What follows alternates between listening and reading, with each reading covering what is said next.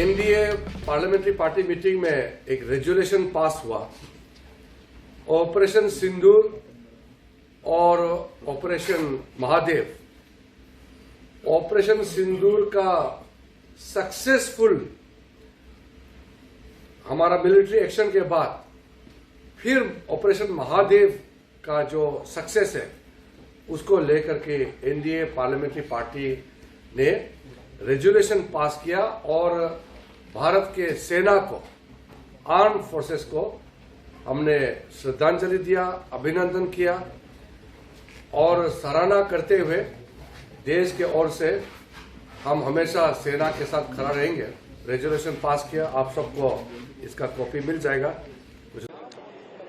आज आदरणीय प्रधानमंत्री श्री नरेंद्र मोदी जी का स्पीच मेरी समझ से हम सब के लिए अविस्मरणीय रहेगा।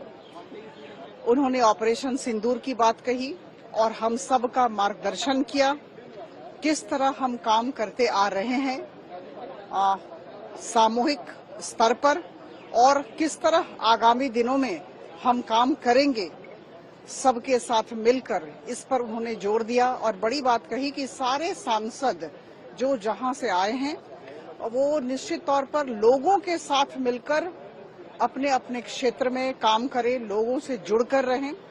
सांसद खेल प्रतियोगिता की बात भी उन्होंने कही और कहीं न कहीं ऑपरेशन सिंदूर के विषय में भी हम सब ने जो चर्चा हम करते आ रहे हैं उसके विषय में भी बहुत जोर देकर कहा।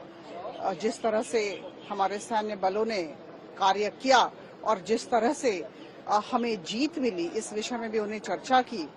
और उनके भाषण में बहुत ही महत्वपूर्ण बात भी कही गई। उन्होंने आदरणीय गृह मंत्री श्री अमित शाह जी की प्रशंसा की।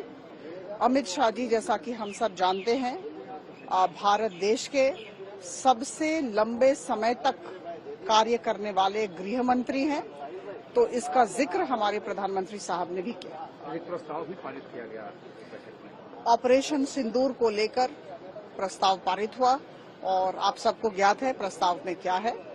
हम सब जीरो टॉलरेंस फॉर टेररिज्म की नीति को लेकर चल रहे हैं। An act of terror is an act of war, इस नीति को लेकर चल रहे हैं और कहीं भी किसी भी तरह का आक्रमण आतंकवादियों की तरफ से अगर भारत पर हुआ तो हम पीछे कभी भी नहीं हटेंगे।